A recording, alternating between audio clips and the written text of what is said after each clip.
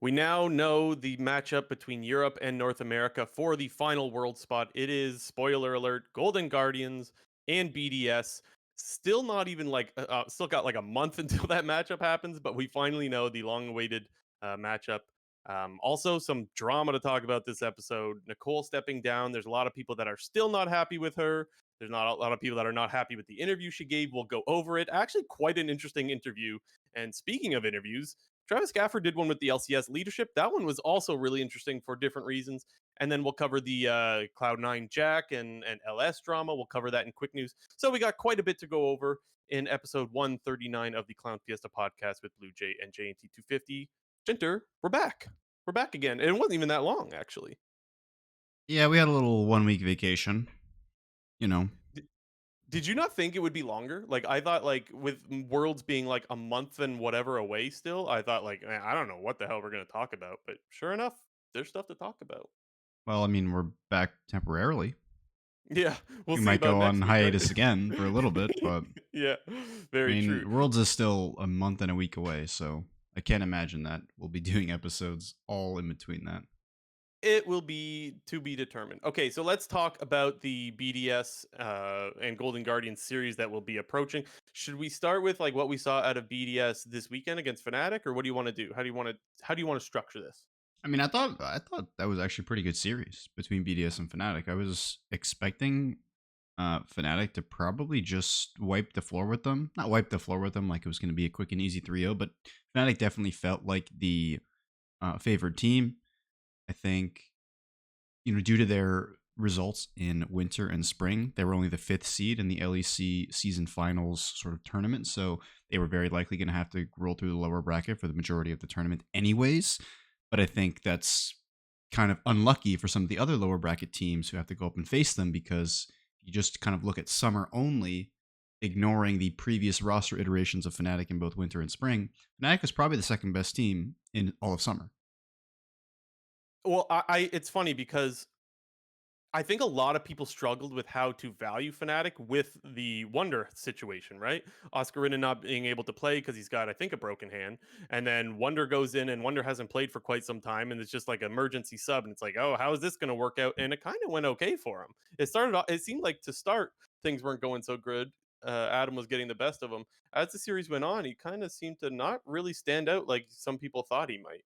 It definitely felt like he took a couple games to get back into the swing of things. You could definitely tell that Wonder was playing very reserved in the first couple of games, and I think a lot of that just had to do with the straight up laning from like levels 1 to 3.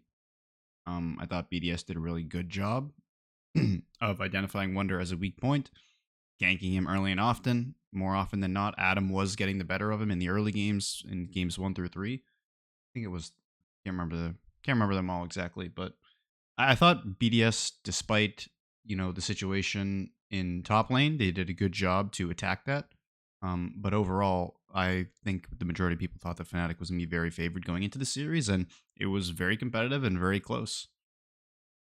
Do you feel better for Golden Guardians or worse after watching that BO5? It's hard to say because, looking at Golden Guardians, they kind of slumped towards the end of the season. They had a really Yeah. strong regular season. I think a lot of people viewed them as either the number one or number two seed for North America. Going into the playoffs, everyone kind of did view Cloud9 as the favorite based off of them beating Golden Guardians in that last tiebreaker match. But I think everybody believed that Golden Guardians was not too far behind Cloud9, and should they match up in the playoffs, would probably give Cloud9 their best matchup in terms of competitiveness. Now, that didn't end up happening because Golden Guardians lost before then, losing to NRG in the upper bracket, dropping to the lower bracket, then losing to Team Liquid.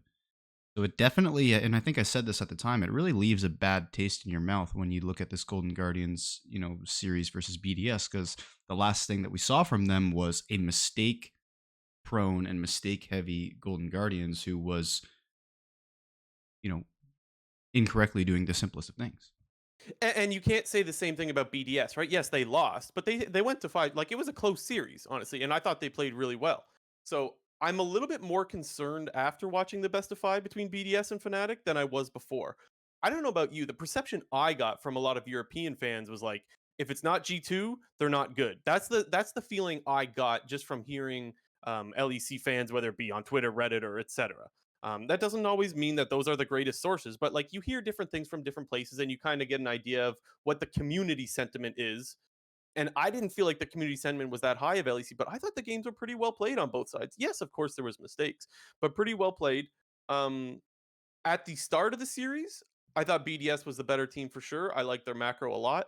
Um, Very decisive. So like the one play, they're split pushing, they force Fnatic to TP to the top lane, and there's no hesitation instantly as soon as someone starts TPing top, they clearly think we can fight here. They engage a fight and they end up winning that fight. So I looked at that and went, oh shit, BDS, they know exactly when they want to fight, and they're very quick. Like, there's not a hey guys, I think we can fight here. It's just no, we're fighting instantly. That's a very good feature to have in a team. Um, with that said, the very next game they did the opposite, where they were actually the team that TP'd away, stuck around too long, and let Fnatic engage on them. So like, I guess both teams did make mistakes, some pretty poor macro mistakes where you're just TPing away and just not expecting the other team to engage on you. But I look at that and say it's more of a positive from both teams being able to instantly decide when to fight. I've always valued the team that reacts first or acts first, rather. And that's something that I think both Fnatic and BDS portrayed. So anyways, I think that that's a feature that BDS is going to have going up against Golden Guardians, and I think it's a plus column for BDS. Yeah, I wanted to just quickly go back to your first point when you mentioned that, if it's not G2, everything should be fine. Hmm. And, admittedly, this is a bit of an old opinion that I had, but I want to say it was around the time when LCS regular season was finishing and LEC sort of, I think summer was like just starting. I was of the opinion that I thought the middle of the pack of LEC was way much better, was so much better than the middle of the pack for the LCS. So going into, the playoffs of each region, at the time, I had thought that no matter what, the LEC fourth seed was going to be better than the LCS fourth seed, because I just thought that from the LCS perspective, there wasn't any other good teams outside of Cloud9 and Golden Guardians. Now, I'll reiterate, this was before the playoffs happened, and then, we sort of saw the rise of NRG, and Team Liquid seemed to sort of, figure out things a little bit. So I do think that the middle of the pack teams in the LCS did improve towards the end of the summer split and over the course of playoffs. But at the same time, I think the middle of the pack of the LEC continues to remain pretty good. We do know what the four teams that are going to be attending or I guess the 3+1 teams that are going to be attending the World Championship for the LEC, and that's G2, Mad Lions, Fnatic, and BDS. And I think you stack those up against the four other teams from the LCS, and I still think I give the edge to the LEC. But in terms of this matchup specifically, you see the version that we saw of Golden Guardians in the last two playoff series, and I think that they are probably not favored against, what we look at BDS right now.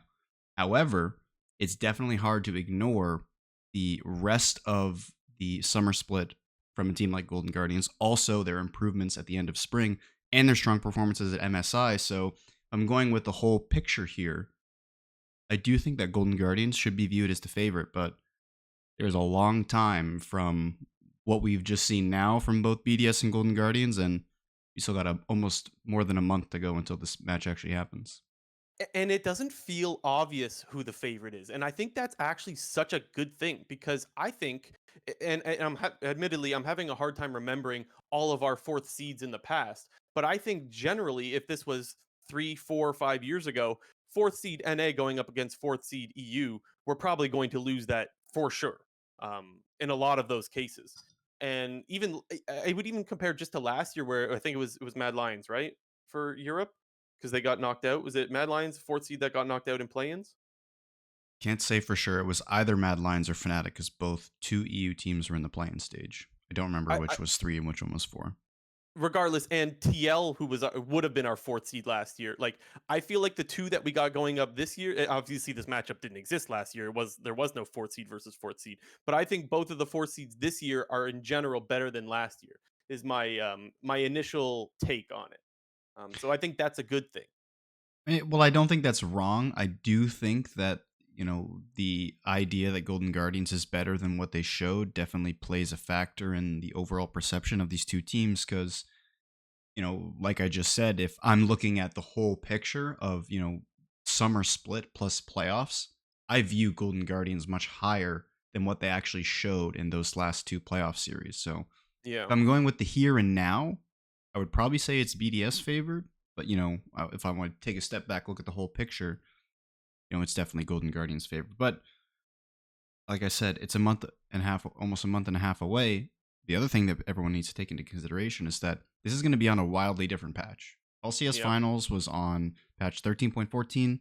LEC Season Finals is getting played on 13.15. And while those patches aren't necessarily different, because for the most part, the patch is relatively the same. 13.15 is basically just a more refined version of 13.14, where there's slight Geisa nerfs, there's slight Aatrox nerfs, there's slight Ivern nerfs, there's slight Maokai nerfs. But overall, the meta is pretty much exactly the same.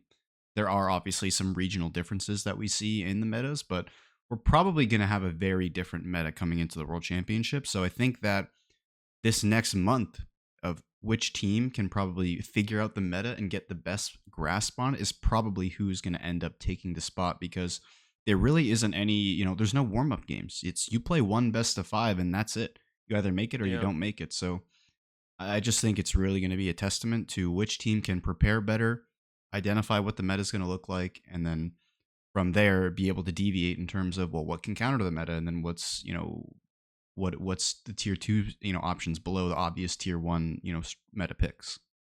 Yeah. I have a couple of small concerns about the series, and then one where like I think Golden Guardians has the edge. The one thing that stood out to me when watching yesterday's series, that being the BDS Fnatic one, is the Olaf top, which Adam has played many times before. And the reason why that concerns me a little bit is because Licorice plays a lot of Cassante, Jax, Rumble, and Renekton. Now, I'd be lying if I said I played Olaf top. I can't even remember if I've ever played Olaf top. But I get the feeling that that's a pretty good matchup into almost all of those picks. Maybe not Rumble with how OP Rumble is right now, but still a generally pretty good pick. So I think that's something that Golden Guardians might need to concern themselves with, is that he's always got that pocket pick. Mind you, he's also got like the Darius one, and he plays a bunch of stuff. That was one concern that I had. The other concern is that like you mentioned Golden Guardians didn't look that great as of like the last couple of weeks that we saw them play. And to me, a big part of that was River and Gory not looking like their regular split self, where like they were the best mid jungle in the league, a lot of people were saying, us included. And that's where they really fell off. To me, for them to beat BDS, those two need to show up and they can't falter like they did in playoffs. So those are my two concerns mainly, is the mid jungle aspect, and then the top lane matchup. You have to ban Olaf, I think. Do you have anything to add to any of that? I'm 100% with you on the top lane situation. I think Adam is definitely the favorite in that matchup, and I think a lot of it does have to do with what the two style of top lanes that these teams play. Like Grish is very meta oriented, and he will strictly play the meta. Whereas Adam is kind of the opposite. He loves to play the creative counter picks into the meta top laners, and more often than not has success on those top laners, which is like stuff like the Set, the Darius, the Olaf, and things like that. So I definitely think the creativity will definitely rest on the side of BDS, because for the most part, Golden Guardians is very stock standard. Well, and I don't want to sell Licorice short, because I said on this podcast I thought he was the best player in playoffs. So like it's not like Licorice is just screwed here. I'm sure that he has an answer into Olaf, or they will ban it. Like, I don't think he will come completely unprepared. However, it is a little bit of a worry where, to me, the best player on Golden Guardians is going up against a guy that has a counter to his most played champions. That was one of my concerns. The one area where I actually feel pretty good about Golden Guardians is I think their early game macro is really good, especially the way they use their bot lane. So I was listening to the LEC analyst desk yesterday, and they were talking a lot about how Crowny plays a lot of Zeri, and how like I think he just tries to like hang out and scale. And I think that the Golden Guardians bot lane is really good into a matchup where they're just going to try to vibe and scale. What they will do often is if they're winning lane, they will be able to set up a wave really well for the dive. They work with River really well. But another thing that they do is if they are losing the lane, they find a really good time to shove a wave back and go top and make a play top and dive top lane and get Rift Herald, and they snowball that way. They've done it many times. So I have a lot of faith in Golden Guardians bot lane, that if things are going their way, they can capitalize it. And even if things are not going their way, their early game macro is really good at rotating and making sure they get an advantage somewhere else on the map. And that I don't think you get too punished by Zeri in the early game. Although we do know that Zeri can become quite the monster late game. Yeah, I don't really know what I think I said this earlier. The meta is going to be wildly different, so I have no idea if even us discussing these matchups will even end up being relevant. Because you know, maybe we can just briefly touch on the G2 Mad Lions series that we saw today. But I felt like that series was wildly different to what we Yeah, you're saw you're right. for The the meta most can part. shift Like, a lot. and You're especially just 100% right. because EU does seem to have prioritizations differently than North America. You talk about the Rumble, for example. Rumble does not exist basically in the LEC. I think there's one Rumble game in all of LEC season finals so far. Over the course of 4 best of 5s, there's been one Rumble game. Is it Whereas in not getting LC, banned? no, it's not. People don't care about it. Whereas in I still LCS, it think that seems to be champion is a. so OP. I think it's a strong early game pick. I don't. I would never call. I don't call it OP. You're a little bit colder on the Rumble pick than I am. Okay.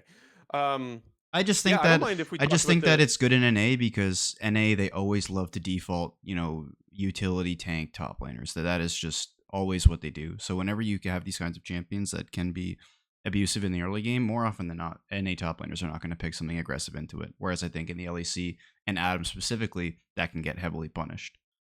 I feel like, don't quote me on this, but I feel like North America is not the only region playing Rumble, but I guess it has been quite some time since I've looked at I was how many just Rumble purely games have been looking played. at NA versus EU.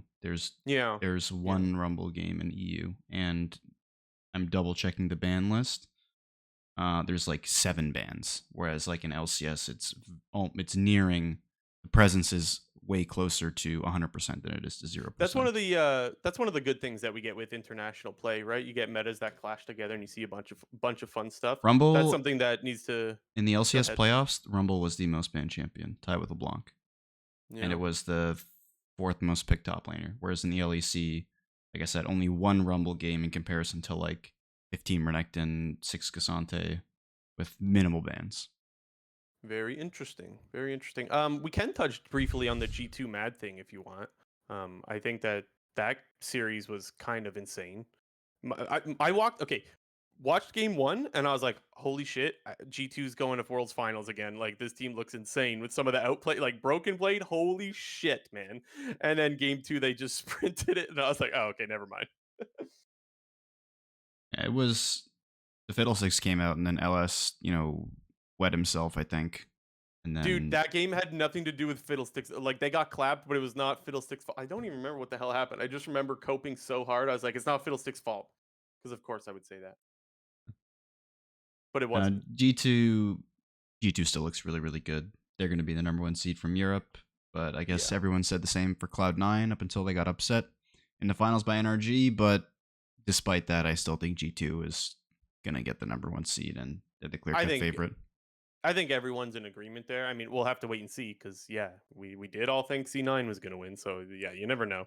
Um, I do want to talk about the scheduling thing because there was a Reddit post today about the times and dates of this Golden Guardians BDS series, and apparently it's going to be played at midnight Eastern time, 9 p.m. on the West Coast, and then 6 a.m. in Berlin. So the times, let's just say, they're not very friendly to, well, almost anywhere of the people that seriously want to watch this series, right? It's not very friendly to Europe or North America. So a lot of people are questioning, like, what is the reason for those times? Also, did it absolutely have to be on a Sunday slash Monday? Like, could it not have been, on a Saturday, for example? There's like a month now. The series still does not happen for another, it's like October 9th or something. It's more than a month away from the series. Is there not any time in between then that the series could have been played or anything like that to either change the time, change the day, anything like that? And I got to be honest, I think people that are complaining about the schedule are kind of right. I this is like a perfect opportunity to get an NAEU best of 5 series, and the times are just terrible for people to watch this thing.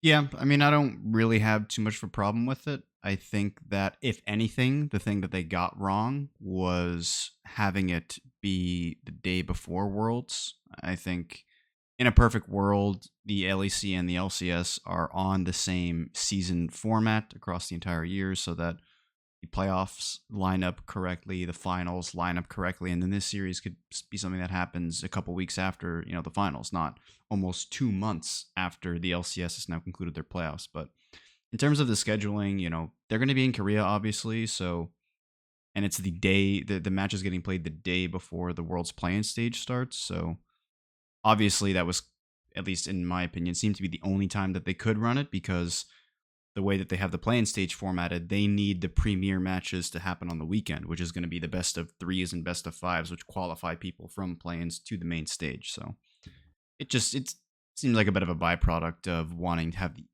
have the optimal times for the world play-in stage be on the presumably Friday, Saturday, Sunday of that week.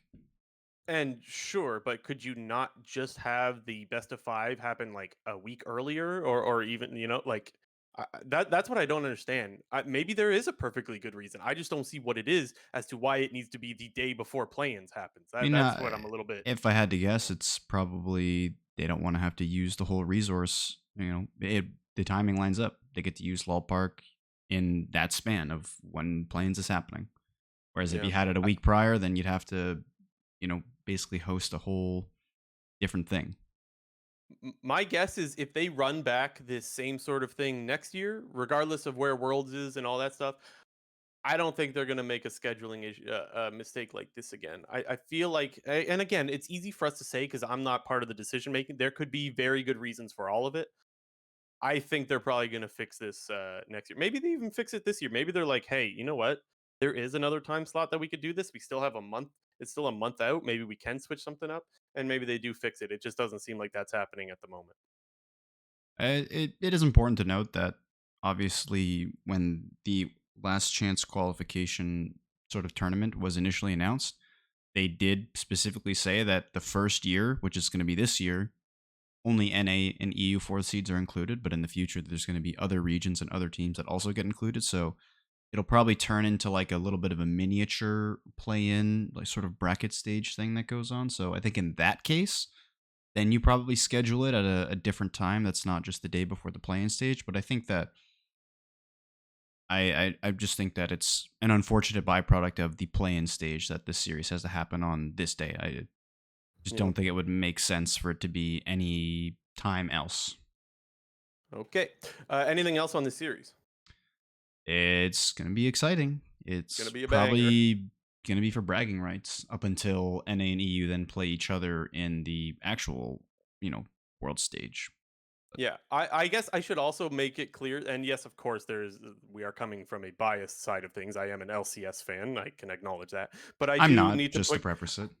I do need to put, yeah, XD. I need to put on the record here that I do actually give the edge to Golden Guardians. I'm much like you, whereas I'm looking at the whole of summer split and not looking at the smaller sample size of playoffs. Even though obviously playoffs is more heavily weighted as to how good a team is, I do think that we can see Golden Guardians recover, especially with the amount of time that they have to recover.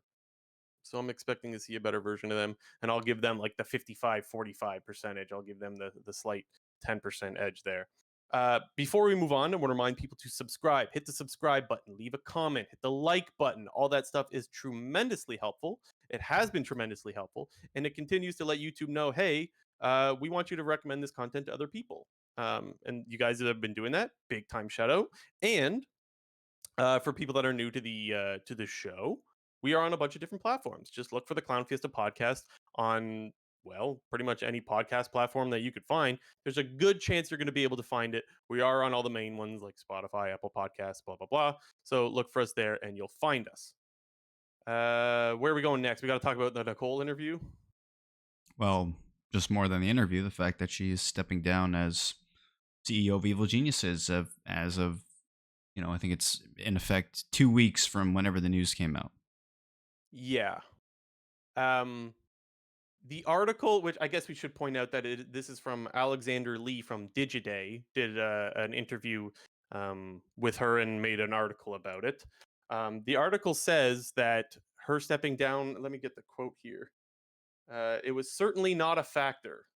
The whole controversy, the Danny controversy about her stepping down, she said it was certainly not a factor. Um, and then she said, uh, Myself or EG have not received any actual complaints from Danny or his family around this. Danny even posted on Twitter himself that he did not feel mistreated and had a good experience. So I know that's been a divide. I know people want an apology, but as of now, I have nothing to apologize for. What is your initial take when you hear that, J&T? Well, obviously it's a very PR type answer when she says, as of right now, I have nothing to apologize for, because her saying that just gives her the opportunity and the chance to apologize for potential things in the future. There'd be a big difference if she just said, I have absolutely nothing to apologize for. Like, well, I have nothing to apologize for until it becomes public knowledge. That's basically what it says.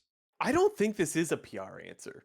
I think straight up saying I have nothing to apologize for is not what, like, usually PR answer means like what do people want to hear? I don't think people want to hear that. With that said, there is a world where she is correct and where she hasn't done anything wrong. Now, mind you, a lot of people, I understand, and rightfully so, will be very upset hearing her say that. There's still an ongoing investigation to see where all this came from. Where I don't know if I'm, where she says, I have nothing to apologize for. Look, you were still the head of EG when something went down that seriously hurt one of your players. Somebody within the organization should be responsible. Seeing as you're at the top, I don't know about not needing to apologize. That seems a little bit like, I don't know, man. I'm going to be really really interested to see what comes of the investigation whenever that is completed. That's one thing I'll say. I mean, considering the results of the TSM investigation, I highly doubt that any relevant information will get revealed at the conclusion of this EG investigation. You think so? I I think they're mean, just separate investigations though. Like I don't think one should influence the other. well, I'm just thinking about like what were the results that we got back from the various TSM investigations. Well, clearly they admitted that Reggie was in the wrong, otherwise they wouldn't have put him on probation. But that's Like it. clearly That's Reggie is at fault. well, that's it. That's all I'm saying. Like that's not really a whole lot. And I think you look at this EG situation, and I mean, just thinking based off of history, it's unlikely that there's going to be a resolution for this sort of thing. It seems to me that this is something that is seeming to be kept under wraps quite a lot. And whether that's because there was actual malicious intent and malicious things going on behind the scenes, I think personally that that's unlikely. I think that this is just a situation that EG as a whole probably just wants to put to bed for good, because unfortunately, and it just will always be something that people will bring up in order to badmouth EG, because EG doesn't really do themselves a whole lot of favors when it comes to trying to look good in the public eye. When your CEO, who has made some mistakes, comes out and says, well, I don't have anything to apologize for right now. And then obviously, and just as a little add-on, just because I thought it was a little bit relevant to this, EG, their YouTube channel, they released some video where they literally plagiarized the LEC pop quiz video from a couple weeks ago, where they're talking about champion abilities and whatnot. And I say that to point out the fact that EG doesn't help themselves in terms of trying to win back public perception, because they have been a lightning rod of hate for the LCS for the past year now. And if I'm not mistaken, wasn't there also something with their Counter Strike team as well? My memory is not very good on this. Thought I remember hearing something to do with their CS team. Is that, am I making that up? Maybe I'm thinking of a different team. I'm not sure. You're not Can't sure? Okay. recall anything. Maybe, yeah, maybe somebody in the comment section could help us out there. Maybe there's something obvious that we're forgetting. I thought that there was a Counter Strike controversy. Um, Yeah, I don't know. Honestly, like I guess when I look at the different, I went thinking back to the TSM investigation. I just think they're completely separate. And as much as maybe EG would like to get away from this, I don't think that necessarily means Riot is going to be okay with them getting away with it. Now I know there's a bunch of people that are going to say, "What Riot? They'll just sweep it under the rug as well." Not necessarily. It depends on a lot of things. It depends on whether they're able to find somebody clearly at fault, and it also depends on what that fault is, right? Um, because we don't know exactly who was all involved with putting Danny in this situation. I know there's been rumors, there's been articles written and stuff about rumors about who's at fault, but not necessarily anything that is in a an article is necessarily absolute fact. I think that an investigation gives you a much clearer picture as to what would happen, but that's just me. Maybe I'm naive. I was just more speaking from the opinion that a lot of, I guess if we want to call it drama, a lot of drama that seems to surround the LCS and Riot games, the public never really gets to see that information. Or normally, for the most part, the community is left in the dark to these various scandals that go on. We know about them, we know that they exist, but for the most part, everybody knows very little about what actually goes on behind the scenes. And I expect that to say the same with this situation, especially because it relates to one of the teams that's currently in LCS and, involves a player who's pretty popular. Yeah. And currently in the LCS, but maybe not for long. Exactly. Another really interesting part of the article was, what were they asking? This was on whether Evil Geniuses is looking to sell its League of Legends Championship Series franchise. Nicole said, "Everything's for sale for the right price. This is a space that needs to think differently around structure. I'll use 100 Thieves as a great example. They have diversified their revenue by building and buying components that are market to blah blah blah blah blah blah blah.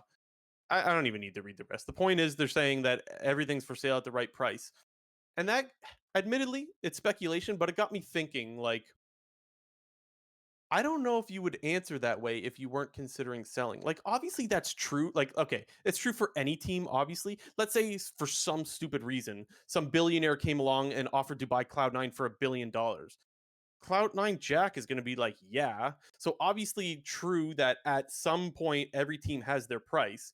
But if you ask Jack, is there any chance of you selling your League of Legends spot? I don't think he'd be like, well, everyone has their price. I think he'd be like, no.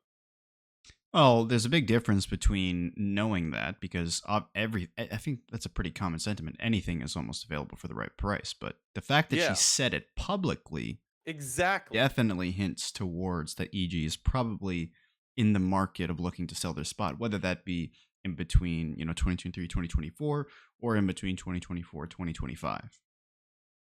And again, I know I've said it, but I'm going to say it again. Of course, it is speculation.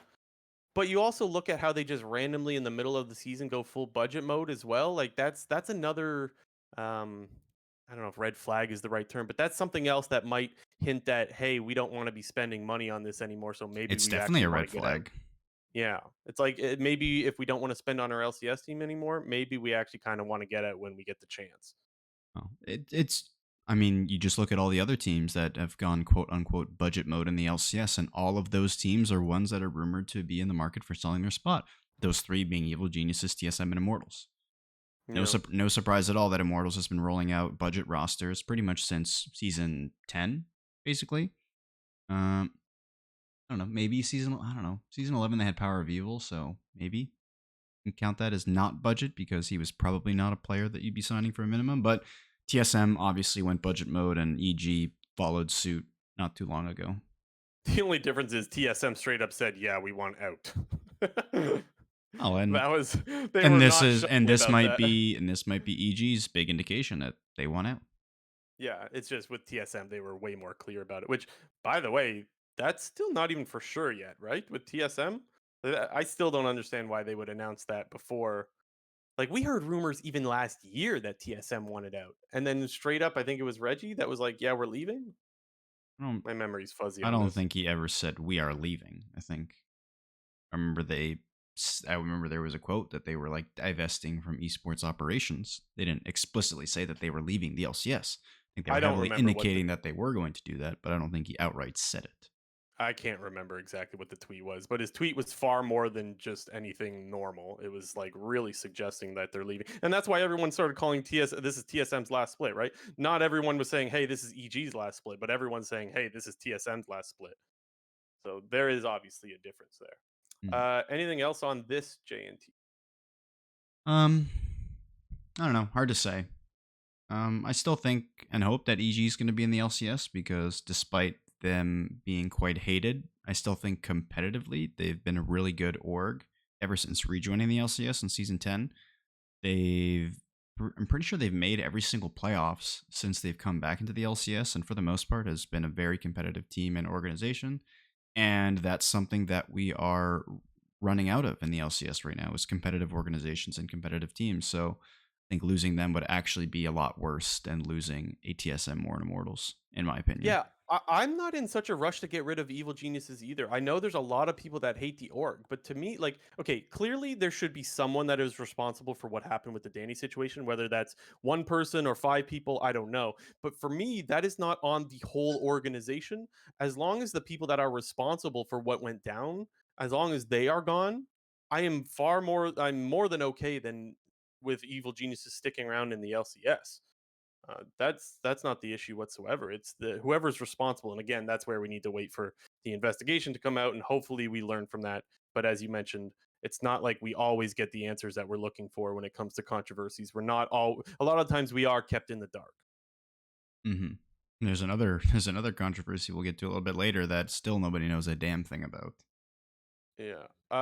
What are we going with next, Jinter? Well, I figure we'll move on to the interview that Travis Gafford had with, um, their names are escaping me now. Raul Fernandez and Carlos. I forget his last name, but his handle is Cacao or Caco. Kako. Caco. I think it's Kako. I I don't just know. realized I said Cacao, and that it was like a former jungler. I don't know why that Yeah. popped in my mind, but yeah, Caco. Yeah, Travis had a really good interview with those guys, and I don't even think really good in necessarily like a optimistic way, but like asked a lot of good questions. I just think the answers weren't exactly the greatest. Some of them were okay, um, but some of them got me a little bit worried. How did you feel after watching the interview? Did you feel like this is like the LCS is in the right direction, wrong direction, or nothing really changed in your mind? I mean, the only thing that I learned from it is that Riot is never going to change the fact that they cannot admit their own mistakes. It's a problem that everybody has identified with Riot, and I feel like it's kind of just an unwritten rule at this point that Riot almost never goes back on things that they've already done once they sort of stick to a change. They for the most part, always stick to that and never backtrack. The only thing that I think Riot has ever backtracked, that's incorrect. Two things that I think Riot has ever backtracked on. One was the all chat changes that were potentially going to go into effect was that a year ago, a month ago? That was one thing that they backtracked. And then the other thing that they backtracked was the LeBlanc and Rengar reworks in like season 7. Apart from those two instances, I cannot think of a single thing that Riot has ever backtracked on when they've implemented a change that is completely flopped on its face and we're like, oh, no, everything's fine. We'll just change it again. You forgot Chemtech drag. They just took it out of the game after it was Nightmare. Remember Chemtech Soul? Yeah, I guess that's true. When everyone respawned and was silent. I mean, this okay, but we're talking That's a more on the third thing. esports. We're talking more about the esports side of Oh, things, well, right? I Rather was than just the game everything. itself. That's three things then. No, I realize you were. I'm saying like we should focus more on the esports side of things because that's what this interview was about. When you say Riot's unwilling to admit their mistakes, the obvious one that came to mind was when Travis asked about their thoughts on weekdays versus weekends. And I don't even remember exactly what their answer was, but it was mostly like, yeah, we're still not ready to commit to a specific day. Yeah, we know the numbers aren't really where we want them to be, but that could also be because we had a very different split because it was condensed. And it was like, can you just, for the love of God, can you say, yeah, you know what? Weekday viewership was bad and it was far lower than we thought it was going to be. They just can't admit it because they have no plan to go back on it Well, because the Valorant problem is on is, weekends now, well, which we saw this coming from a mile away. that's the problem is they're in a lose-lose situation because they can't go back because Valorant is now the prioritization of Riot when it comes to the North American esports scene, and that's no secret. So they can't revert the changes. So the only other option is to admit that they made a mistake, and they're not going to do that. So they're just honestly in a lose-lose situation when it comes to discussing the topic of changing the date. They no matter what they do, they're going to lose. So it's not surprising to hear them not admit that the changes were a mistake. My main problem is the quote unquote data that they continue to reference in almost every single interview to suggest that these changes that they made were a good thing. They were reference the data quote What unquote, is this data, man? was referenced in this interview. It was referenced in an interview with John Needham and Naz, and it was referenced in a solo John Needham interview that Travis did with him. I think it was at like Worlds 2022, maybe it was at MSI 2023.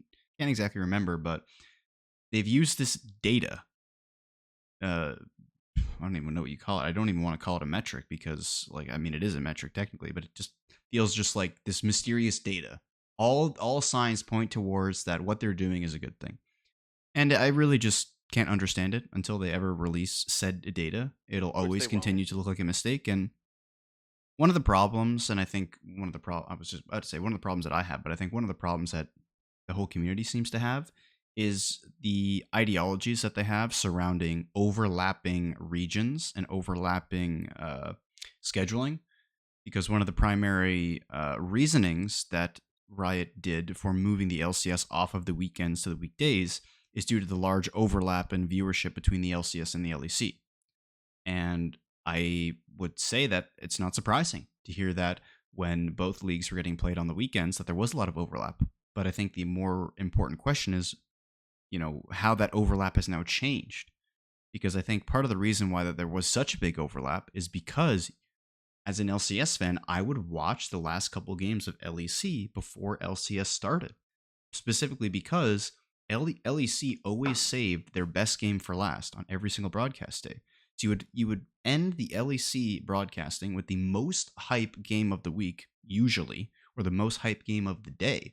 And then you would run that directly into LCS for the most part, whose schedule was always very front heavy, with the three best matches always happening in the first three of the five matches, because traditionally the last two matches in the LCS scheduling have always been bad teams, and that's no secret.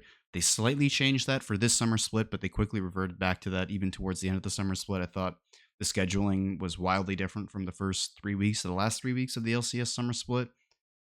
And it's not surprising at all to see that that overlap doesn't exist anymore when the regions are getting played on different days. I have not been watching any LEC, this split. I shouldn't say any because I still watch it a little bit, but I've watched so little LEC in comparison over the last year in comparison to previous years, and I think all of that has to do with the fact that these games are being played on different days. And we want to talk about this mysterious data. I think, just a guess by myself here, I think a lot of that data has been pretty misleading in terms of the decisions and the changes that Riot has made. Yeah, I agree. I think they look at the overlapping as a negative, right? Like because they've said we don't Mhm. want people to have to choose between LEC and LCS, but I think the point that you're making is the overlapping is a good thing. Yes, people don't tune into LCS as quickly, but guess what? As soon as G2 and Fnatic is over, that's when people might go over to the LCS. And like that was a good transition. Hey, I'm watching League of Legends and this League of Legends product ended, but guess what? There's another one happening as well. And I think they should absolutely consider how much of their viewership is no longer watching the other league because of being on different days. I think that's the point that you're trying to make, and I think you're absolutely right. Um, you also mentioned John Needham and Naz. We should also mention that like this was supposed to be an interview with either one or both of them as well. And so the guys that filled in, yeah, they're kind of getting shit for what we're talking about here, but this was not supposed to be their interview. And so I guess maybe a little bit of a shout out for them for having the guts to do what is an interview that's obviously not going to be easy answers, but they did it anyways. So shout out to them for that. And apparently Naz or John or both again, one of the I don't know, maybe both of them. We'll do an interview with Travis again, so maybe we get answers around Worlds or at sometime in the near future. I hope so. But anyways, just big shout out to the two guys that Answers. Don't yeah, think we'll be getting any of those. XD. Okay, fair enough. But anyways, shout out to the guys that are taking the bullets here. Yeah, for Um, sure. So there was a couple of other questions that had me concerned and had me a little bit pessimistic about the LCS. The one was, what should viewership look like for North America? And I don't even the number is irrelevant. I don't even know if they said a number like, oh, we need this many. But the answer was like, well, most of LCK viewership comes from outside of Korea. We're aspiring to do the same for the LCS, and it's like, okay, timeout, because you cannot compare the LCS viewership to the LCK viewership. you know why the LCK viewership has a bunch of viewers from outside of the LCK? Because that's the best fucking region in the world. So the best players in the world, like, duh. LPL fans are pissed at you right now. Okay, sure. LPL is also really good, but let's talk about the team, the region that has won worlds the most. It's the LCK, right? That's where the goat is there. There's no discussion there. People want to watch Faker. Like, it, you're comparing the LCS and saying we expect people outside of North America to watch the LCS the same way we expect people to watch LCK outside of Korea is just not the same. And I think they know that, or at least I hope they know that. Because when I heard that, I was like, that is not a good answer. Like, it's just not going to happen. Again, maybe Europe will watch the LCS and the LCS will watch Europe, but like people will not flock to those regions until they start winning world championships, which to me, I don't think is anytime soon. It, I mean, once again, this is kind of some speculation and some guesswork, but all of their answers indicated that they don't prioritize and or believe in the North American viewership and its potential and or its importance. You know, to hear the first thing out of their mouths be, "We want the LCS to be viewed by regions outside of North America," and pretty much never once even talked about the actual North American viewers. It was more just about, well, we want the LCS to be viewed by other regions, and part of the reason why we're doing that is putting it on the weekdays so it doesn't overlap with the LEC and whatnot. And I think the problem is they didn't necessarily admit it, but it seems like they don't really care about the North American viewers because, like you pretty much just outlined, with the competitiveness of the region, there is no reason for other regions to watch the LCS unless you are invested in a specific player, team, or organization. There is literally no reason to, because if your goal is to watch good League of Legends, you would go to the LCK, LPL, and LEC before you would go to the LCS. So The I guess just the, to, the to quickly go back to the Go thing ahead. about how we don't get a whole lot of answers from these things, and I think this is a very prime example because it felt like, if you read in between the lines a little bit, they don't care about NA viewership, but they just didn't have the balls to go out and say it, in my opinion. So I think they talk as if they care about the LCS, and maybe I even believe them. Maybe I do think they care about LCS and LCS viewers. It's just that their actions don't suggest that by putting it in the middle of the week, where obviously people are still at work in North America, right?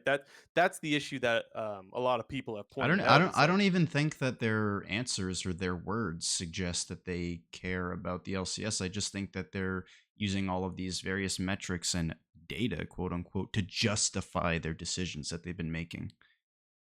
It I guess feels we'll like have to disagree because I think they do say a lot that they care about LCS viewers. I think they do. Feel like I've heard them say that. but okay, so maybe this is a little bit where the disconnect from you and me came from, but I think they care about LCS viewers. They don't care about North American viewers. I Hmm. think that was my point that I was saying is they don't care about North American viewers. They care about LCS viewers. They just don't care about North American viewers. There's not the distinction of North American viewer versus LCS viewer doesn't seem relevant to them. They just I want the see. viewers, but the problem is you're not even prioritizing the viewers. That is the primary consumer of your region. Yeah. Um, the other thing that really stood out to me that gave me a little bit more of a pessimistic mind around the LCS was when he brought up Anything the idea. positive? You've said pessimistic about 3 times now, and Yeah, nothing well, I was positive? going through my negative things Oh, first. okay. That's what I Bad was. news I first, said then the good news. I got you. there was three things. This is the third one. Was the talk about the commissioner and like saying like, hey, you guys have been looking for a commissioner for a long time. A lot of the decisions that get made for the LCS and for LOL esports in general get made around this time for the following year. Like the discussions are probably happening right now, and you don't have a commissioner yet. And that was like to me, it was like, yeah, they're still looking for someone. That is another sign that Chris like, Greeley was at the finals. He was yeah, there. he was there. Yeah, we saw him. He hasn't been the commissioner for a while. Maybe he's just Like, still the secret commissioner or something. yeah, undercover commissioner. Like you know how they do undercover boss at like stuff. Yeah, yeah. He was just there. Oh, I'm just a fan. They need to find a fucking commissioner, man. And Yeah. that's one of the reasons why I keep saying the word pessimistic is you've got really big decisions being made about your league, and there's no like head of the league to be talking or being involved in the discussions around that. I think That it is is. Well, I was just gonna say, I think it is important just to note that this Carlos guy, Kako, he's the newly minted head of League of Legends for the Americas. So America's, yes. he's once again, they didn't say this. Well, actually, sorry, they did say that one of Carlos or Kako's primary roles is to find the next commissioner, but they didn't say it. But it feels like he's sort of the interim commissioner for the time being. Right. And that's fine. You obviously would have an interim commissioner. However, he is in charge of multiple leagues at this point in time. Don't you think it would be nice if there was one person that their sole For goal was to sure. be the advocate for the LCS, a league that is losing viewership and where the decisions being made around this league are questionable, to put it lightly? Where please can we have one person where their goal is to look out for the best interest of the LCS? That's what we want. And that's why I keep throwing the word pessimistic around, because, like, come on, man. The fact that they can't find someone worries me. Like, it's possible that they're grinding every day to find someone, but they can't find someone that they can trust to take the reins here. Uh oh. Well, okay. Any good things? Um. Yeah. Okay. Well. When Travis asked them about Immortals, they couldn't answer. But if they were planning on keeping Immortals, or if they were happy with Immortals not doing anything, I think they would have said, like, hey, we're happy with Immortals. The fact that they're like, we can't say anything about our discussions with Immortals makes me feel there's a chance. So that's why when good, it's like, or optimistic, it's like, I don't know if optimistic is the right word. But there's a chance that they're like, yeah, we got to get rid of this fucking team. Like, whoever we can find has to be better than Immortals. Yeah, And I'm Travis. not optimistic. I'm hopeful for that. Yeah, uh, this was at the beginning of the interview for people who are interested to go listen to it. I do suggest that if people are interested in this type of stuff, they do go listen to it because it, Yeah, for it the was most great. part, was a good interview. Travis was asking some very good questions that they kind of were dancing around a little bit, which isn't surprising considering the line of questioning and whatnot. You're not going to openly shit on your own region and league, or admit your own faults when the company doesn't do that. But one thing I just wanted to quickly touch on the Immortals point you were mentioning was Travis was talking a lot, or sorry, asking them a lot of questions about the aspects outside of pure competitive gameplay when it comes to Immortals, because it's important to note that they have very, very, very, very, very, yes, I just used about 5 or 6 varies, minimal social media and online presence. Their tweets get no interactions, their YouTube videos get no viewers. Our podcast, literally two nobodies, gets more viewers than the Immortals main YouTube channel. That's not to say that, oh yeah, we're sick or everything. It's like a team that has been involved in the LCS for almost, well, go back season 6, then they were left for a little bit when they were like Optic for a little bit. A team that's been involved in the LCS for almost 7 years now gets no interaction on social media. Yeah, And that is so, not a flex for us. That is definitely just a shade to them. and to be honest, they had no answers for pretty much everything outside of the competitive gameplay when it came to Immortals, because I think if they were probably speaking honestly and truthfully, they probably would say that, yeah, Immortals is kind of a piece of shit. They don't do anything. But But we don't expect them to say that, though, but right? the There's no answers the expectations. answer that they did say, which I can quote this because I did write it down. I forget who said this. I didn't write that down, but it said Immortals currently meets LCS competitive standards. Keyword currently.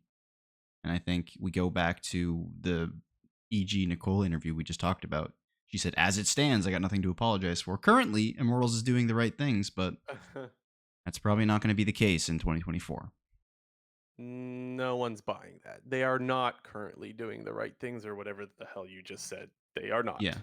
That Meeting is obvious. meeting LCS competitive standards. And pretty much the way that I took that is they field a roster of 5 people every week, and they have a head coach and they pay those people, but that's about it. They do the bare The minimum. That's what I heard. the one other thing where I might be able to feel a little bit good about, and again, this is optimistic, that word is doing some heavy fucking lifting, if we say that. But Travis asked them about reaching out to organizations like Moist Moguls, for example, and obviously Toast, to try to get them to come into the league as a partner. It sounds like they're considering it, mostly a non-answer, but again, I don't expect them to be like, "Yep, done deal." Like that's not exactly fair. So it, you gotta have expectations of what they can actually say, and I don't expect them to be able to say that one way or another just yet. But it does sound like they're considering it. They clearly showcased Disguised Toast because he was there at finals. I had him during the press conference. Like it is, we still are living in a world where it is possible that Toast has an LCS team next year if he has an investor with him, or maybe somehow he has way more money than I think he does and he goes in alone. It's possible. I'll reiterate my Likely, I don't prediction. know. I'll reiterate my prediction that I said that DSG will be an LCS in 2024. Still I think hope that'll you're happen. right. I don't. I think it's less likely than likely, but I do think it's possible. And my God, I can't even tell you how much I hope you're right. Yeah. And Um. Nixian in the live chat saying, "Didn't Mr. Beast also want in?" He did at one point. I don't know when the last time is that we heard that he's still interested. Yeah. That doesn't mean that he's not anymore, but like Toast, obviously, I would guess Toast before Mr. Beast because there's been obviously way more shown interest and showcasing of Disguise than there has been with any discussion about Mr. Beast. Yeah. I mean, I don't think we've heard anything from Mr. Beast for like a year now since Yeah, his tournament, and when they brought him on the broadcast, I think it was 2022 finals. He was on the broadcast, maybe summer finals. I'm talking about. it's been a while. I couldn't tell Yeah. you. And I just think the last thing to note from this interview is that Travis asked them about the potential of the LCS moving out of Los Angeles, and they denied that fully, that there was not even any discussions happening, because we did mention on our episode 2 weeks ago that Monty uh, said that he knows of internal discussions that have been happening at Riot with regards to moving the LCS out of LA. And I don't necessarily I don't necessarily think that one party is telling the truth and one party's lying, because I think that there could easily be some disconnect between Carlos, aka Kako, and the people that Monty might be speaking to, considering the fact that this guy literally just took the role less than a month ago. It happens all the time where there's miscommunications. One's that he said, she said, and there's different opinions. But which voice am I going to trust more? The guy that's running the show, not Monty. No offense to Monty. I think it's more likely that Monty heard a rumor that is false than it is that they are straight up lying. But the LCS has lied before. I'm sure of it. My maybe concern is not the right word, but my guess is that he might not be. This is Carlos I'm talking about. It might not be fully in the loop yet. It's also possible that like they just straight up don't. That maybe they've had those discussions. They put it to bed already, and at this point, after Yeah, having those that could be conversations, true. there's no reason for them. They're like, we've had the conversation, and no, we're not leaving the LCS. So let's just put that to bed and say no, we're not talking about it right now. Like they could wiggle around. Yep, that's true. Um, so yeah. But anyways, a really good interview. Shout out again if you guys haven't watched it. I know we went over a lot of it, but if you haven't watched it, it was really interesting. I again didn't love the answers, but it was still interesting to watch, and you can find that on Travis Gafford's YouTube channel. It was a really good interview. We got quick news now, Jinter. Yep, we got a hefty portion of quick news, so we'll jump right into it. First up, Gabby, formerly Latigris, announced on her social media that she will not be participating on the LCS broadcast team for 2024, which is it's disappointing from the standpoint that I think the both of us have said this over the course of the summer split, that she's actually been getting a lot better as an interviewer. Now, the casting is a different story, but in terms of being an interviewer, I think she actually has been improving quite a lot. And I think that at the finals, she was giving some great interviews. So I think as her role as an interviewer, I think she will be missed on the LCS broadcast. But in terms of the casting, that was definitely a problem. And obviously, the community backlash played a major factor in her decision, most likely. That's just a guess. But bit of an unfortunate situation all around. Yeah, it's unfortunate because we acknowledge many times she's not a good caster. We don't, yeah, we don't need to beat the dead horse. We've talked about that a million times. The problem is that the way that it went down, I would have to imagine it's from a lot of community backlash towards her. And our take on this has been consistent.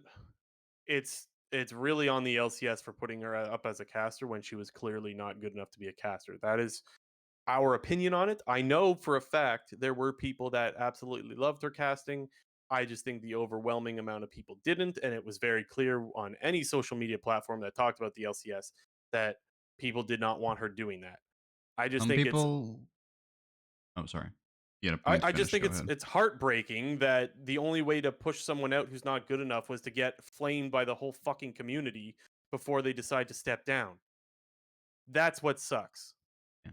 And it's, you know, another an important factor in this whole situation was the fact that Freak and Pastry Time were no longer a part of the LCS broadcast team as color casters, as the play-by-play guys. So they went from a four possible play-by-play caster, grouping, and you lost two of those in such a short amount of time. And I think that, admit it actually, just to even quickly reference the interview that we were just talking about, they even said in that interview that they did do a lot of experimenting with the talent on the broadcast team the past couple of splits. And I think that unfortunately, Gabby was, got the brunt of that flame because they were clearly testing out a bunch of different play-by-play casters. I'm trying to think of all the play-by-play casters we had in the summer split and even in the spring split, because we had the normal ones of, as we had Captain Flowers and new guy Rafa. Azale did a little bit as well. You throw Gabby in there. You also throw in, Mazael, I think, did a couple. You had Kangas do one. You had that Deserux guy do one. So I think that's 7 we're at right now, and I may be even forgetting one, but you had 7 total play-by-play casters make at least one appearance, and the only dedicated ones that they currently have on the broadcast is Captain Flowers and Rafa at this point. And I know we mentioned it a couple of weeks ago on our last episode, but someone brings it up in the chat, and I think it's worth mentioning again that Dash tweeted out something along the lines of "for the last time." Am I paraphrasing that Yeah, it correctly, was something. It Jamesy? was almost like that. It's heavily hinted that Dash is no longer with the LCS. So yeah, to your point, there's quite a bit of turnover. What's the right word? Turnover, yeah, that's the right word. Yeah. Which is yeah, roll with the punches. You did bring up Kangas. That is my pick. I think that will be the guy to replace the next year's Latigris. They clearly used him for like the hype promoter guy this year at LCS finals, and he clearly did a good job there. He's not shy to be on camera. He does casting. To me, I think he's probably the front runner, to be determined, right? Yeah, I Probably learn in quite some time who's going to be taking that spot. yeah, I think I said this previously. I don't recall when, but I was of the opinion that I think that the LCS will bring in some outside people, whether or not that is some people who feature on the LEC broadcast or LPL English broadcast and whatnot. Because I think, especially when it comes to the LEC, they have an abundance of casters that I think if I was the LCS, if I was running show in the LCS, I would pay a decent chunk of change to get some of those guys over here because I've said this before. I think the casting of the LCS has dropped dramatically. Yes. And I think a lot of that, unfortunately, does just have to do with the fact that a lot of the staples of the broadcast have moved on in the last 2 years, whether that be Jet, Freak, Dash, Pastry, uh, not as relevant anymore, but throw it back even further, Zyrene. Like, Shout out Irene. yeah, Cream all over your team. iconic right there. Okay, here's another take that I'll add to this. I refuse to believe that there is not another really good caster out there in North America. And honestly, I've listened to they tried a bunch of them, like you said. They tried a bunch of the Challenger and Academy or whatever you want to call it casters up at the LCS level. None of them to me really blew my hair back, so to speak. I thought they were serviceable, but none of them I thought were like great. I actually think that there is a world where they try more casters, just give more and more and more different people the shot at the academy Mm. level until you find your next. Maybe it's not Captain Flowers, but until you find someone that is maybe comparable to your Captain Flowers. Right? Flowers was just some random dude that just tried it out and posted it on Reddit or whatever. I refuse to believe there's not someone else out there who is really fucking good at it. And I wonder how often, because I don't know, maybe they are already trying a bunch of different casters that we don't see of. I don't know. I don't know what the turnover is in Challengers League. But I do think that there's probably some really, really good stud caster out there. I think, yeah, I think Mazail's pretty decent. He's the main guy on the LPL English broadcast. Although I will agree with the community sentiment that the one knock on him is that he just gets loud too often, which I do agree Yeah. with.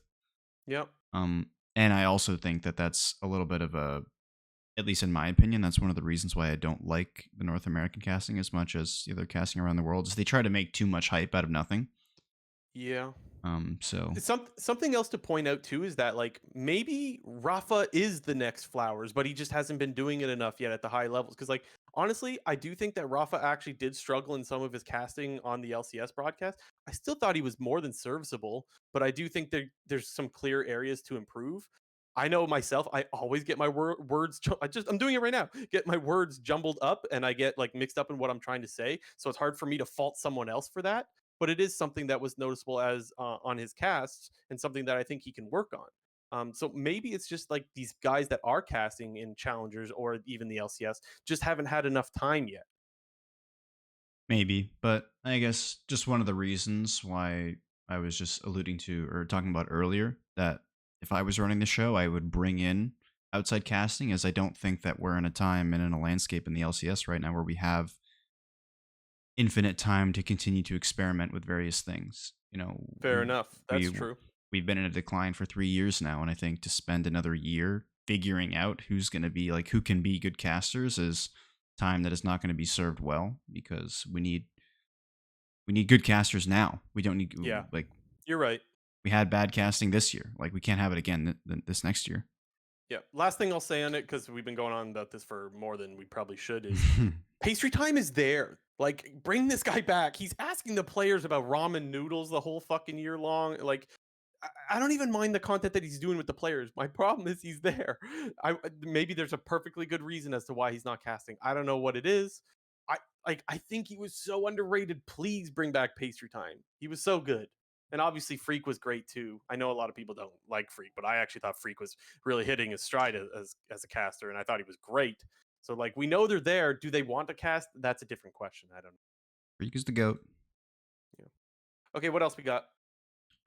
Next up, to flip over to some NACL news, DSG, they announced that they were releasing their NACL roster, but before everyone gets to be like, "Oh my God, DSG, they're getting out of NACL." No, that's not the case. They released their roster in order to seek out LCS opportunities, and Toast did say in a statement, this same statement where they were releasing their roster, that they have committed to playing for the NACL in 2024. And then LCS EV kind of dropped as a bit of an add-on to this, was that it's expected that all of the LCS teams, I say all, the remaining 3 LCS teams who were involved in the Challengers League for the summer of 2023 are all likely going to be dropping their rosters, and EG has already dropped their NACL team. Yeah, he says likely. Um, I'd this it sucks. Yeah, no shit. It sucks. But this to me isn't the big blow. The big blow is that we lost all of the NACL teams a few months back. Like that's where 7 teams dropped, only 3 hung on. It's like at this point, what's another 3? So Mhm. that obviously it still sucks. Um it does seem like there is enough NACL teams still to have a league where there is like tier 2 talent or whatever.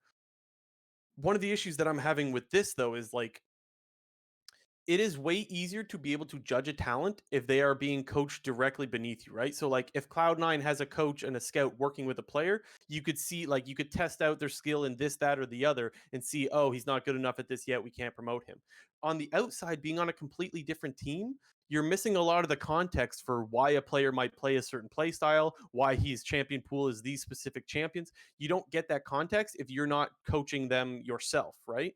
And that's one of the issues that I have with um, whatever remaining scouts the LCS is going to have. If Team Liquid has a scout, but they're having to scout like Disguised Toast's team, the only data that they get is watching the games rather than, and there might be perfect explanations for why they're making some of the mistakes that they're making. Do you get what I'm trying to say? Yeah, and I just wonder if then it'll turn into a bit of a situation where we do see more LCS teams do the partnership route with some of these NACL teams, whether they're not, C9's not going to have their own name brand Challenger Leagues team, but they'll be in partnership with one of the teams. The prime example is the team AOE Gold, which has been in Challenger League for, I think, a year and a half now. They're directly partnered with Golden Guardians. So I would have to assume that those teams work fairly closely together, and there is there is more info that is given to Golden Guardians, and there's some overlapping with the coaching staff and whatnot.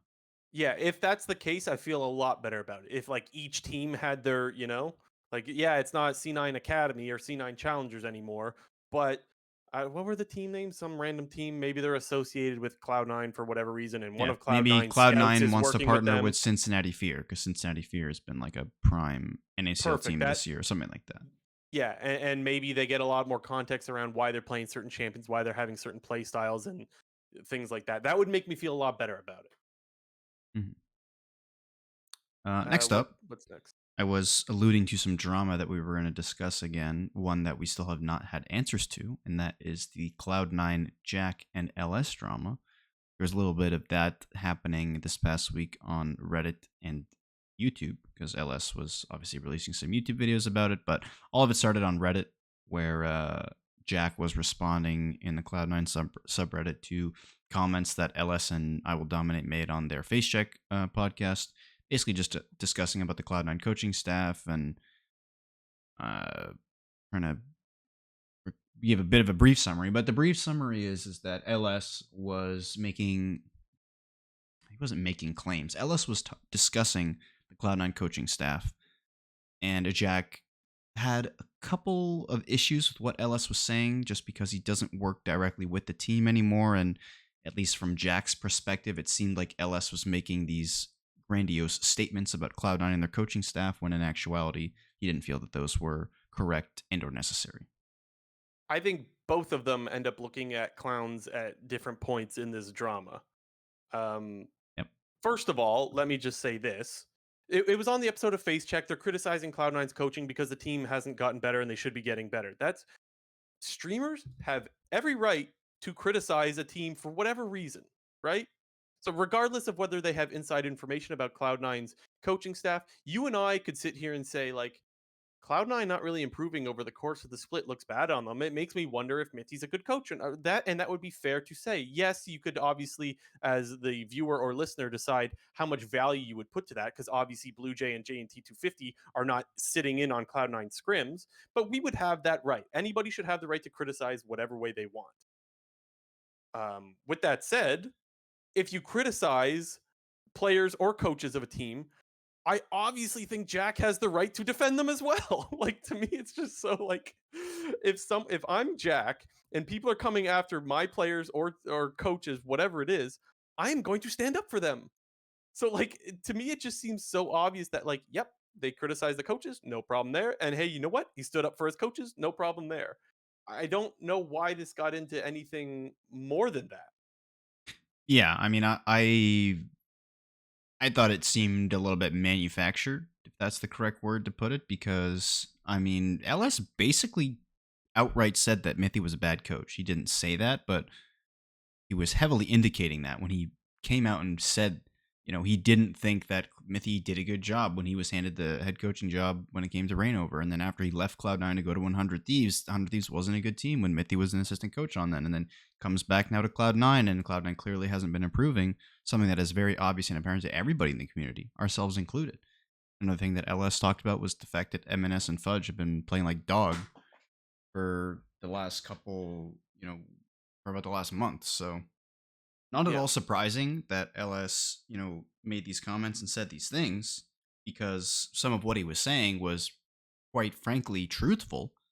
However, I definitely agree with you when Jack has every right in the world to defend his coaches and call Wouldn't out you? LS Right? on, you know, making these statements.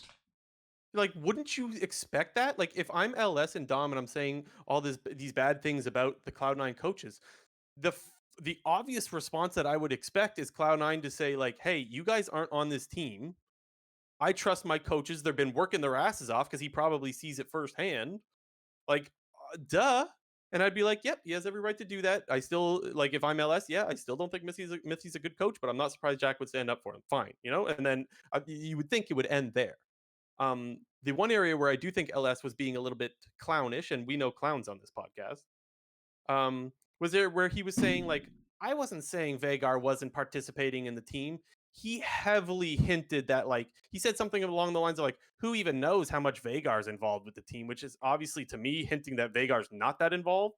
And so that's what got the response out of Jack to be like, yeah, he is heavily involved and he works his ass off. So to say that he's not like participating in this is kind of weird.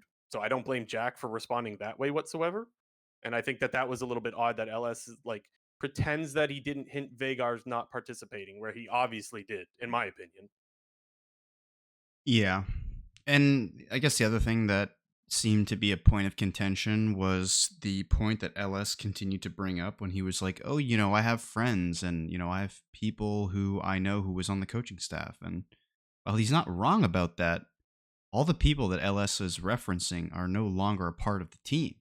Right. So it's kind of difficult to claim that, you have friends and know these things and know these people, but none of those people are involved with the org anymore. So these opinions and these things that you may know might not necessarily be accurate, a couple of months later. Yeah. And then, so I completely agree with that. Things can change all the time. And if you're not involved with the team directly, yeah, then yes, it is speculation, as Jack said. Now, the one area where I think Jack was being a little bit clowny, again, we know clowns on this podcast, is he said, I know it's tough for LS to come to terms with his history at C9. I wish him well, even if he hates us. Uh, I don't think it's necessarily fair to just say LS hates us. Now, if you want to give benefit of the doubt, it's possible that Jack is not saying he hates us. Maybe he's just saying, even if LS did in fact hate us, I wouldn't have anything against it. He might be saying, like, do you get what I'm saying? There's a little bit of a difference there. But when you say it like that, it definitely sounds like Jack is saying, well, LS hates us.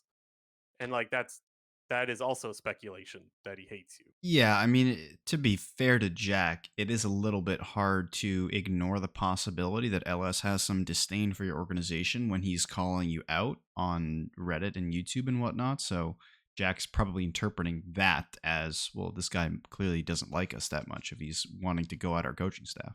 Maybe, but maybe he's just again, he has the right to criticize when a team's not getting better. Maybe he's just like, I don't see this team getting better, and so I'm gonna criticize the coach. Right? Like Yeah, that's where if I'm Jack, I'm like, I don't agree, and maybe I do think he hates us, but it's not my part to say here because that is also speculation. yeah. And then at the last thing, the one takeaway LS said at the very end of the video I was watching was like, please stop calling into question my character or thinking that I was just arbitrarily lying about things. I'm talking about when I'm one of the biggest record keepers in this entire fucking scene, specifically for reasons like this. It's so fucking disgusting. Jack didn't accuse you of lying, he accused you of speculating. Difference. Big difference. Just Yeah. saying. And this kind of goes back to my initial point of why I think that the majority of this is all just manufactured is LS. Honestly, I think LS is more to blame on this than Jack is, but LS seemed to want to look for things to go after as Yeah. opposed to just he made his criticisms and then he could have just moved on from this whole situation. But no, he had to go after the fact that Jack said this is all wild speculation. I was like, well, it's not wild speculation because I used to be on the team and I have friends. It's like, dude was just looking for a reason to make some drama out of nothing. I agree with you.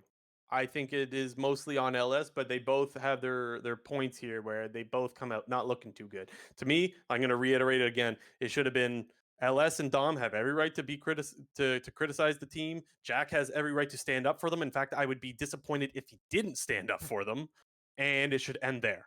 Done. Yep. But anyways, it was pretty interesting. I'll say that. Gave us some Yeah. spice. Oh shit.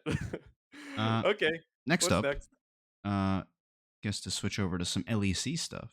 Ibai, who is obviously a big name in the Spanish community, Spanish streaming community, but also big in the Spanish League of Legends community.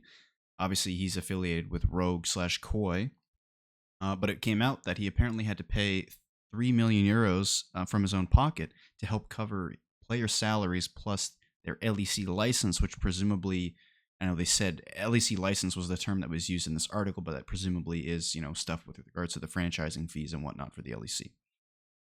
And also That's the not what you fact want to that hear. because of this whole situation that he might leave the organization or remove his affiliation with the organization, because it's obviously not a good look if one of your partners has to put up personal cash in terms of equity in the business on So on sorry, a moment's notice. first of all, that's definitely not what you want to hear. But second, I'm a little bit uninformed on this. Was there like rumors that he might leave the org because of that? Because to me, him covering it makes me think that he has more loyalty to the org. Or am I missing some portion here?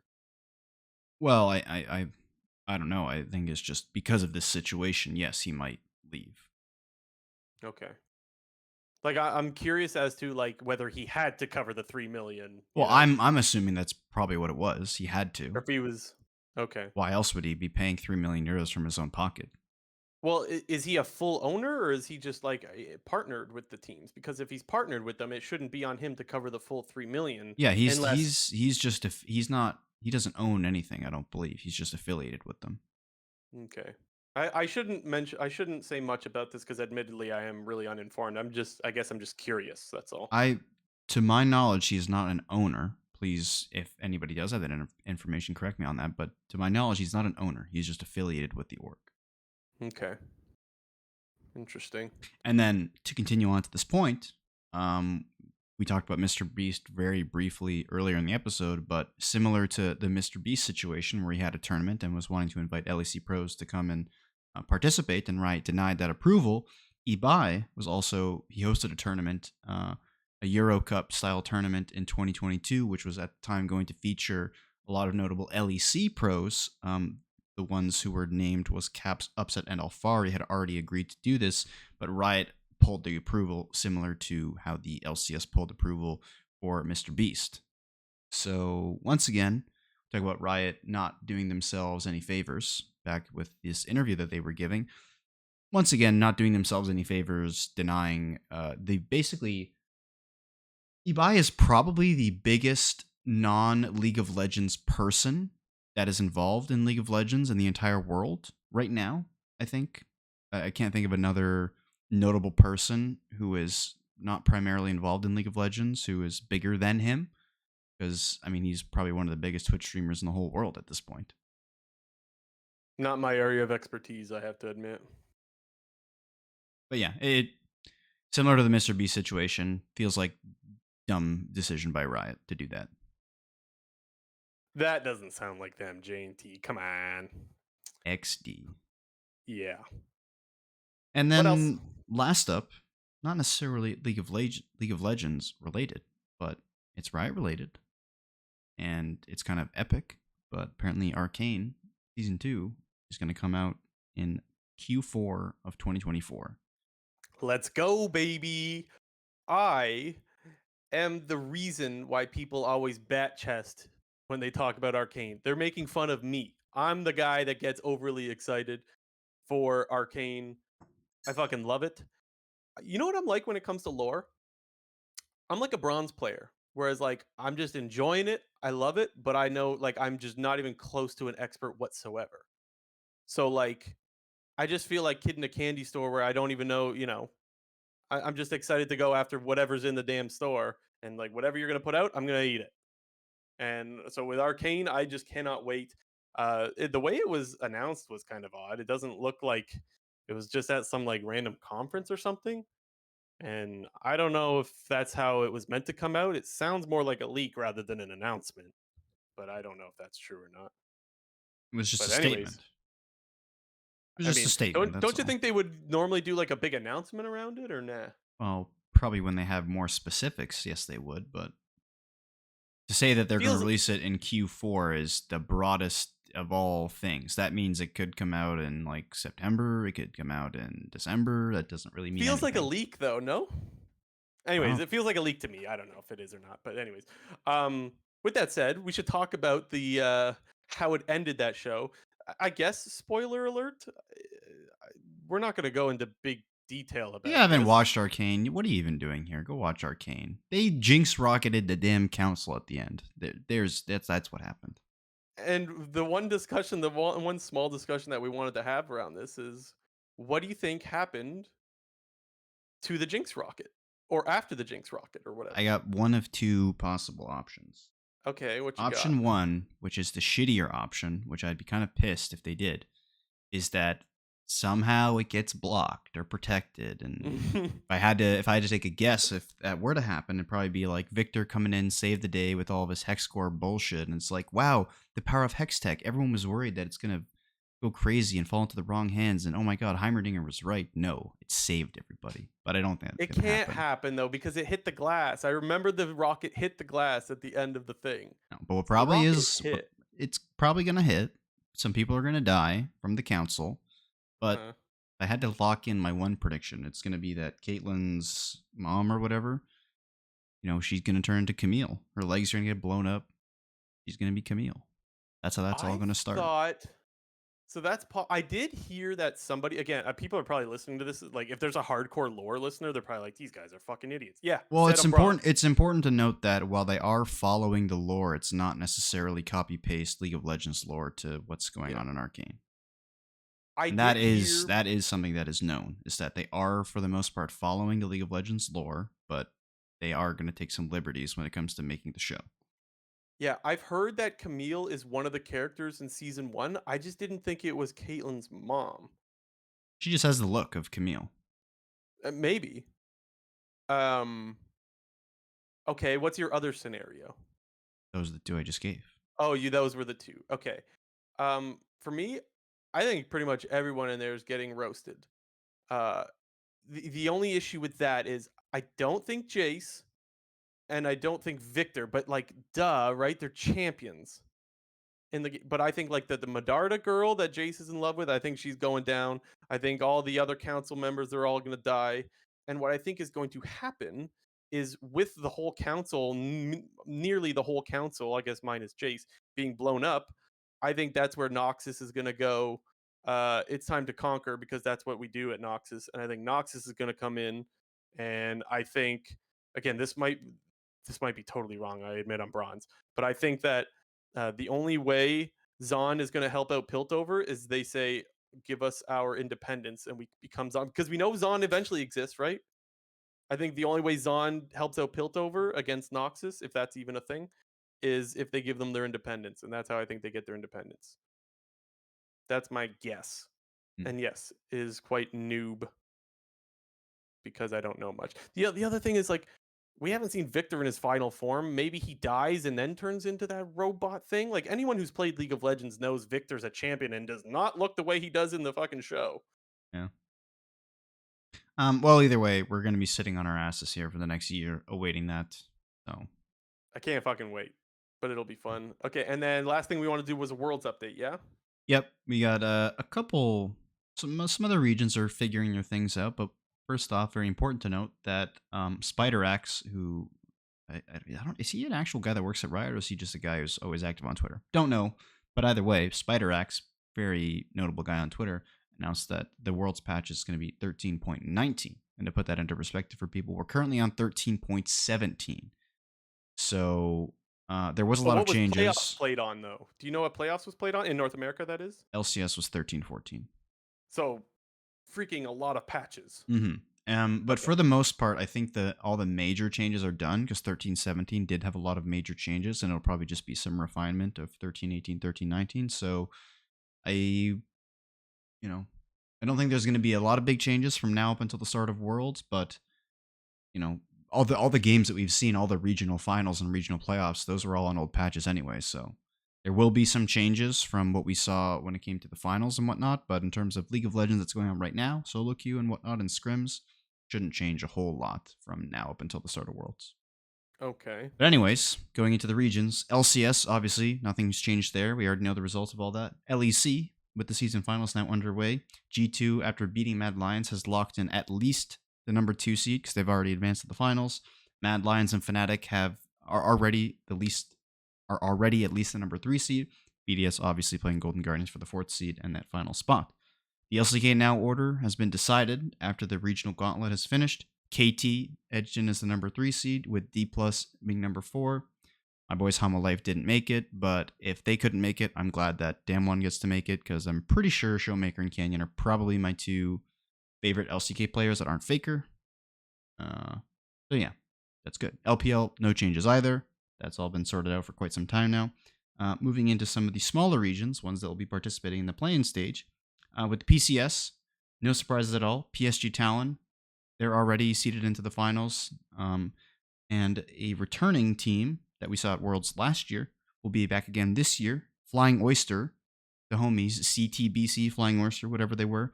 They're also in the finals, with the winner obviously is the number 1 seed, loser number 2 seed, but both of these seeds are in the play-in stage anyway, so it doesn't make a huge difference. Over in the VCS, no surprises. Gigabyte Marines, they're already seeded into the finals. They're actually going to be playing a team kind of similar to like the Flying Oyster, just because they have a cool name. It's Team Wales. I have no idea what that means, but their team name is Team Wales. They're I in the like them finals. already. Obviously, winner gets the 1st seed, loser the 2nd seed, but both of those seeds are in the playing stage. And the LLA, Rainbow Seven, a team that we've seen at international competition for a number of years now. They're back at the World Championships. And the CB LOL, BCS, and PCS finals all happen on September the 9th. So pretty much 1 week from now, we are going to know all of the teams that will be attending the World Championship in South Korea. Beast. How epic. So I mean, this next week coming up, there's lots of games, lots of finals, including the LEC one. So League of Legends fans get to rejoice, and then they get to wait a month. Yeah. I'm just happy that KT and D Plus made it. I got a little nervous at the end that KT wasn't going to go anymore. They seem to be faltering. Those are my 2 teams. You were saying that if it's not Faker, then Showmaker is your favorite player. I think Showmaker is just my favorite player altogether. Showmaker and then BDD. Those are my guys. I will once again implore people to go watch the D Plus YouTube channel. It's so good. It's Showmaker's so good. fucking hilarious. Him and Deft. Any of those videos are always insta watch. Okay. That's it for this episode, right? There's nothing else? Yeah. I mean, This I could look at Reddit at this very moment to see if we missed anything in the last hour and a half. Okay, you go do that. This is the part of the episode where I say we don't know when the hell our next episode is going to be, because there's not that much going on, especially in the LCS. Yes, this is an LCS podcast, but it becomes a world podcast. And when there's no worlds, God, we have to wait. We're gonna try to do episodes whenever we can if there's enough to talk about. If not, we'll have to wait a week, guys. Maybe we have to wait 2 or 3 weeks. I don't know, but we'll try to get episodes as long as there's anything to talk about. If we do the episodes, they will be the same time on twitch.tv/Clown Fiesta Podcast at 7 p.m. East, 4 p.m. West. That's the regular thing, and then of course they'll be uploaded to YouTube and all those platforms that we mentioned earlier. If I had to guess, I think I would probably say there's going to be no episode next week. Maybe because there's LEC finals, but yeah, I think if there's no other news apart from the LEC just happening, there probably won't be. But if there is, there'll be an episode for sure. But we'll let you know as if you want an always. update for it, if you want an update for it, I always tweet out before we go live, and then we link it in our Discord. There's a Discord in the description of the YouTube channel. Go click on that if you want to join the Discord. That's the best place to hear any updates, and if you guys want to ask us anything. And there's usually always some pretty good discussions that happen in there on any given day. So when games are happening, not this past week, but also true. The whole summer split, there's discussion in there. So yeah. Okay, that's it. I guess last reminder to subscribe, like, all that stuff, share it wherever the hell, and we'll see you guys next time. This has been episode 139 of the Clown Fiesta podcast.